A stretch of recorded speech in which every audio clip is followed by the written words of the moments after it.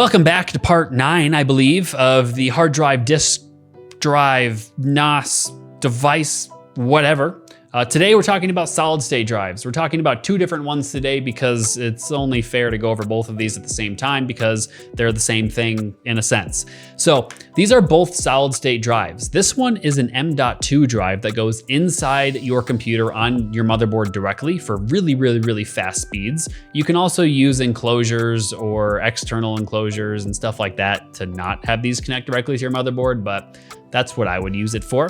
This is an internal SSD, internal solid state drive. It's just a SATA drive. It plugs in just like your normal hard drive would. It plugs into your motherboard via a cable, and it also needs power from a power cable. So the difference between these two is that this one plugs in via the power cable and SATA, and this one connects directly to your motherboard. There's so many more differences to these, but I'm gonna go over those 2 main things because that's what's going to make the most sense. So this drive is going to be slower than the M.2, but this drive is also still going to be faster than your regular hard drive most of the time, as long as you get a quality solid state drive.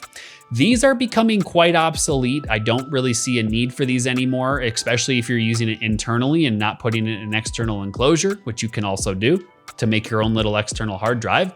But these are very common and very useful for using inside your computer. I use this for my operating system. My whole computer gets put onto it so that everything I do is very fast, but also because my programs get installed on this, which opens them and runs them very efficiently.